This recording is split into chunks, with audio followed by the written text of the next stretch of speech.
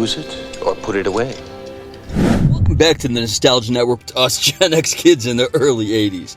Everything from Arthurian legend to 20 times. These weren't your Disney fairy tales, man. These were the movies that made you believe you could battle dragons in your backyard with a cardboard tube and win. Today we're taking a wild ride through the epic films that'll make you want to wear a cape to work tomorrow. Come on, gang, let's press play. Look, Tim, I'm sorry I sacked you, right? It was a mistake. Oh, what, things not working out with the new guy? Oh, the slayer's rubbish. That seems like a perfectly acceptable response, man. Finding this video always on the bottom shelf at Video Depot back in the day was gold.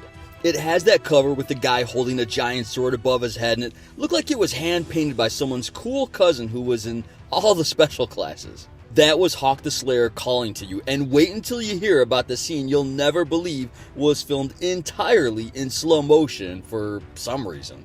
This British fantasy flick follows Hawk, played by John Terry, as he assembles a medieval Magnificent Seven to rescue a kidnapped abbess from his evil brother Voltan, played by Jack Palance, and Ferdy Mayne playing Palance's father, and was incidentally only 3 years older than Palance at the time. Voltan's got this metal Phantom of the Opera mask situation happening, and honestly, Palance crushes it either way. So what made this movie legendary on VHS? Hawk's got this magic sword that he can teleport into his hand with his mind, right out of thin air. We're talking full-on psychic sword summoning years before He-Man made it cool, and the effect was achieved with simple crossfades that somehow made it look both cheap and impossibly awesome at the same time. The grand finale fight between Voltan and Hawk lasts about 45 seconds and was filmed completely in slow motion. And I'm going to speed it up here as well, because even at the speed the movie shows it at, I'm not sure why they did this. Director Terry Marshall shot this on a $400,000 budget, which explains why the epic final battle happens in what appears to be someone's backyard, and the fortress interiors look suspiciously like a single redressed church set. But you know what? The elf character had an automatic crossbow that rapid-fired like a machine gun, and that alone justifies the rental price. The movie spawned exactly 0 theatrical sequels, but infinite playground reenactments, and Jack Palance allegedly did it purely for the paycheck while filming another movie nearby, and God bless him for that commitment to chaos, because, again, he was excellent in this. I've been witness to something of consequence to you. To me. There's a great task needing to be done. You know, your friend's older sister said this one was actually scary, in quotes, and she wasn't kidding around. 1981's Dragonslayer hit theaters the same year as Raiders and Time Bandits, but Disney, co-producing with Paramount, decided to serve up something genuinely dark that probably traumatized a solid generation of kids expecting typical fantasy. We're going to talk about some groundbreaking technology this film showcased coming up as well. But the plot follows Galen, played by Peter MacNicol, a sorcerer's apprentice who has to face down Vermithrax pejorative. Yes, that's the dragon's actual name, and it roughly translates to the Worm of Thrace, which makes things worse. All in quotes. The Worm of Thrace, which makes things worse. I'm not saying it makes it worse, that's the whole thing. And that's as metal as hell. This isn't some friendly Puff the Magic Dragon situation. Vermithrax is a full-on nightmare beast that the kingdom appeases by sacrificing young virgins through a lottery system, because medieval fantasy and dystopian horror had a baby, and it's this ritual. The practical effects in this movie were absolutely next level for 1981. Industrial Light and Magic created Vermithrax using Go Motion animation, which is a step up from stop motion that added motion blur, and the result was a dragon that moved with genuine weight and menace. This was actually the first movie to use Go Motion animation, in which parts of the model, and in this case the dragon, were mechanized and the movement programmed by a computer. During shooting, the computer moves the model while the camera is shooting, resulting in motion blur, which makes the animation more convincing. This dragon lived. I'm talking detailed wing membranes, saliva, man, the whole works. This thing felt real in a way that stuck with you long after the tape ejected. Phil Tippett, who'd later work on Jurassic Park, basically reinvented dragon effects with this film. The fire breathing alone was insane. The movie didn't pull any punches either, man. There's a genuine moment where you watch as someone gets incinerated early on in the flick, and the PG rating felt like a clerical error. It somehow tanked at the box office, making only about $14 million against an $18 million budget. Probably because parents noped out after the word spread that this wasn't Sleeping Beauty. But gang, on VHS, this became the movie you watched when you wanted to prove you could handle mature fantasy. Right before the Dark Crystal came along and said, screw that, and sucked the life out of your Gelfling ass.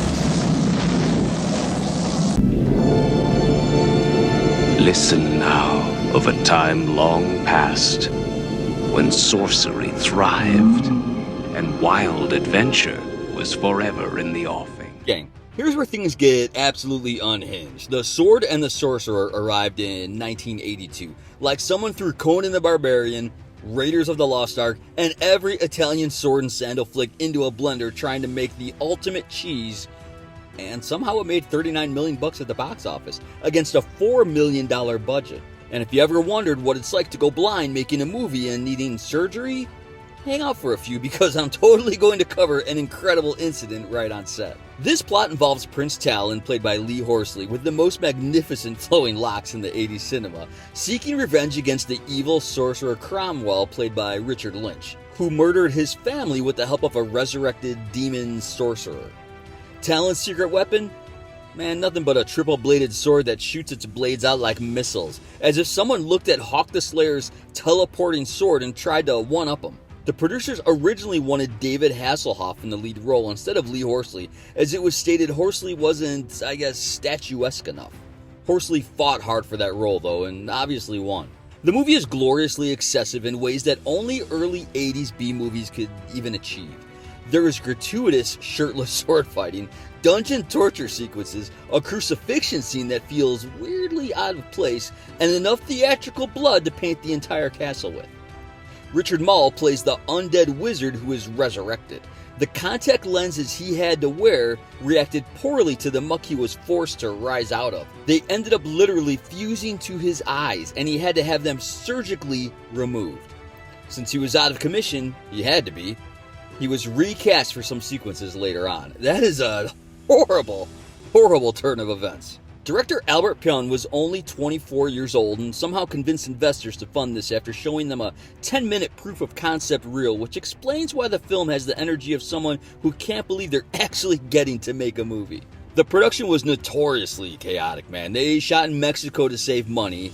Pyun and the producers constantly fought over the tone. He wanted darker and they wanted more fun. They wanted nudity and he just wanted cleavage. And that triple-bladed sword barely worked on set, requiring multiple takes to get the blade shooting mechanism even functional. Oliver Reed was originally cast as the film's narrator, but he showed up drunk and upset he was there at all. His verbal attacks escalated to literally breaking things in the office. But once he calmed down, he tossed a few compliments our director's way. Albert still asked for him to be replaced as a matter of pride, and fair enough, man. The movie ends with a title card promising a sequel called Tales of an Ancient Empire that wouldn't actually materialize until 2010, by which point literally nobody remembered they were waiting for it in the first place. But hey man, for one glorious VHS rental, this was the ultimate swords and sorcery meets gadgets and revenge kind of mashup that made you wish your toy sword could shoot its blade at your little sister.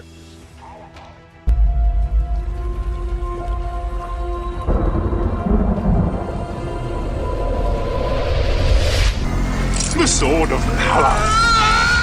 Now, if Dragonslayer was dark, John Borman's Excalibur was operatic darkness, going full bore and wrapped in aluminum foil armor and flesh. This was the King Arthur movie that made you realize the legend wasn't just about knights and chivalry. It was about betrayal, magic, lust, and blood-smeared armor so shiny you could use it as a mirror at the medieval prom. And speaking of prom, we're going to talk about what could be the first sex scene filmed in a very particular way. This flick traces Arthur's entire arc from conception, thanks to Merlin's extremely questionable magical intervention, through his rise to power, the whole Lancelot-Guinevere love triangle disaster, and his eventual downfall. It's like watching a Shakespearean tragedy directed by someone who really loved the sound of swords clanging, and Wagner's O Fortuna, which plays so often it's basically another character. Interestingly enough, The hand that holds Excalibur in the water belongs to Sir John Boorman's daughter, literally lying under the water. The cast was absolutely stacked with future stars before they were famous. So you got Liam Neeson, Patrick Stewart, and Gabriel Byrne. They all show up, but the show gets stolen by Williamson as Merlin, who plays the wizard as this cranky, sarcastic trickster god who seems perpetually annoyed that humans keep making the same stupid decisions. Man, Milk, welcome to 2025. According to Gabriel Byrne, his sex scene with the director's daughter, Katrine Boorman, was filmed with the two completely separated. He performed his close-ups in the scene with a pincushion. Why of all things a pincushion, I couldn't say, but it's poetic, I guess. Helen Mirren's Morgana is pure, seductive evil, and there's this genuinely disturbing scene involving her and an aged-up Arthur that probably scarred some kids for life. Boorman shot the whole thing in Ireland for $11 million, using real medieval castles and forests that gave everything this authentic, muddy, lived-in quality that most fantasy films couldn't even touch. Morgana's breastplate is in writer, producer, and director Sir John Boorman's house. His will states it will be given to Dame Helen Mirren upon his passing. The armor was chrome-plated because Boorman wanted it to reflect light like moving mirrors, which sounds pretentious until you see a cavalry charge that looks like a meteor shower made of knights. There are certain scenes from this movie that are drilled and imprinted into my psyche, and I wonder if you guys share the same. The armor was creepy as hell, and the sound of the swords pushing through and the way the blood was just all over the armor has always haunted me. This was the movie older kids warned you about, the one that made you feel like you'd graduated from Dragonslayer's training wheels into the full R-rated Arthurian experience, even though it was actually rated R for violence, and that one Guinevere scene we all fast-forwarded past when parents were around. Whew, let me catch my breath for this bonus clip. Alright gang, let's geek out for a minute about why Vermithrax Pejorative isn't just another movie monster. This thing literally rewrote the rules of what was possible on screen. You know how every dragon you see in movies and TV today has that weight, that realness, that sense it could actually exist? Yeah, you could thank this 1981 technical marvel for basically inventing modern dragon effects. Buckle up because we're about to get into the nitty-gritty of how Phil Tippett and the crew at Industrial Light and Magic pulled off what George R.R. Martin himself called the best dragon ever shown on film. And before you ask, yes, Martin literally named one of the dead dragons in the Game of Thrones Vermithrax as a tribute. When the guy who created Drogon tips his hat to your dragon, you know you did something right. So here's the technical wizardry that blew everyone's minds. Dragonslayer was the very first film to use go motion process we talked about earlier, which Phil Tippett basically invented because regular stop motion looked too jerky for what they actually needed. In traditional stop motion, you pose the model, you snap a frame, you move it slightly, you snap another frame, and that creates this telltale stutter that screams, "This isn't real," aka the Clash of the Titans. Tippett's Go motion system actually moved the dragon model during the exposure of each frame using computer-controlled motors, which created natural motion blur, just like a camera would capture with a real moving creature. It's the difference between watching something that looks like it was animated and watching something that looks like it was filmed live.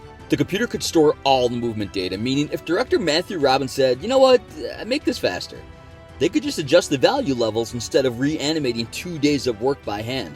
Revolutionary doesn't even cover it. Now, they didn't just build one dragon and call it a day. We're talking 16 different dragon puppets, each designed for specific shots and requirements. You got Phil Tippett's Go Motion walking model, Ken Ralston's flying model with an articulated aluminum skeleton. Ralston literally filmed real birds to study their wing movements, and a massive 16-foot head and neck assembly for close-ups that Chris Wallace operated using radio controls, cable controls, air bladders, hell, levers, and good old-fashioned hand manipulation. That 40-foot hydraulic model took 2 months to build and had to be flown to Pinewood Studios in London inside a Boeing 747 cargo hold.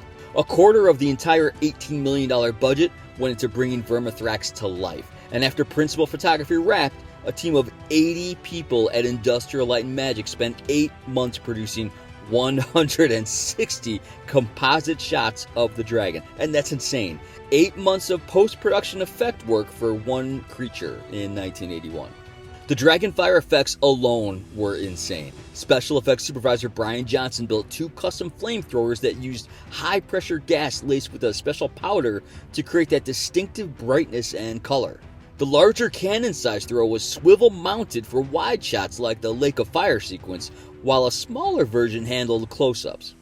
They initially tried installing an internal incendiary system inside the full-size dragon head, but it didn't look real on stage, so they shot the fire separately and optically composited it with whatever version of the dragon was in the scene. This was film compositing in the pre-digital era, man. Every layer had to be physically aligned and then processed, and one mistake meant starting the whole thing over. But here's what really separated Vermithrax from every movie dragon that came before. Screenwriter Hal Barwood designed her with actual evolutionary biology in mind. Designer David Bonnet based his body plan on the Jurassic pterosaur, keeping her as a 4-limbed animal because that's how vertebrae actually work. Her feet, though, were molded on chicken anatomy for that bird of prey look, and her jaw articulation was actually based on rattlesnakes because a single pivot jaw looked too duck-like, according to the creators. Bonnet even gave her a bony ridge over the eyes that swept into the horns to create a natural frown, giving her personality without making her too hideous to watch. The whole design philosophy was making her look light enough to actually fly. Most of her weight concentrated in the head, neck, and even the shoulders, with everything else streamlined.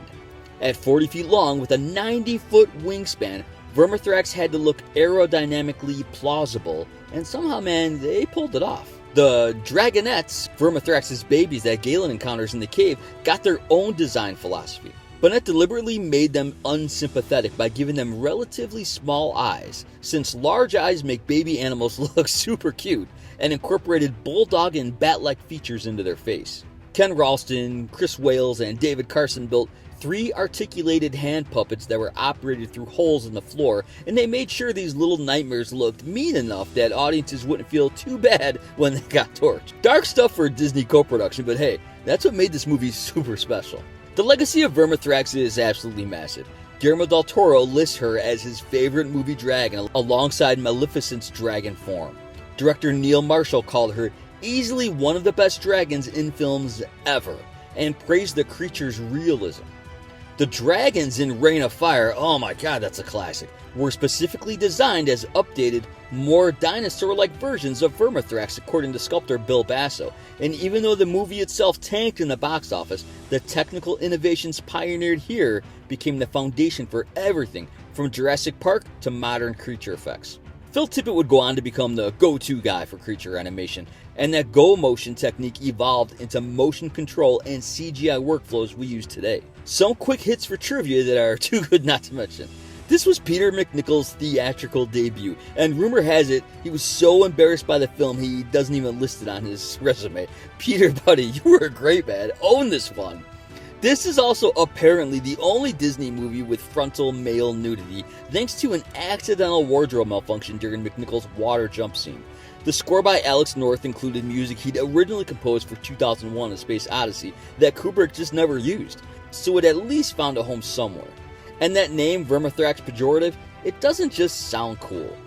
It roughly translates to, which I mentioned already, the Worm of Thrace, which makes things worse, which is possibly the most metal dragon name in cinema history.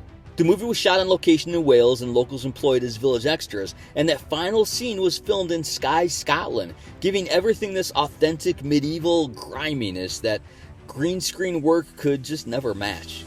Gene Siskel and Roger Ebert both gave it rave reviews, recognizing that this was something special, even if mainstream audiences weren't ready for a genuinely dark fantasy film from Disney. This was before the brand became synonymous with safe, sanitized content. This was Disney taking a real swing at mature fantasy, and even though it didn't land commercially, it absolutely stuck the landing artistically. Dragonslayer wasn't just a movie, it was a technical revolution wrapped in a legitimately scary fantasy story. Every dragon you've seen since, from Smaug to Drogon to Toothless, owes something to Vermithrax Pejorative and the team that refused to settle for good enough special effects. This is what happens when artists and engineers collaborate to push the boundaries of what's even possible, and honestly, we need more of that fearless creativity in modern filmmaking. The VHS generation knew what was up when we wore out these tapes rewinding the dragon attack scenes. We were witnessing history and we didn't even know it yet. What's your favorite Vermithrax moment? Did you know about the go motion technique before the deep dive?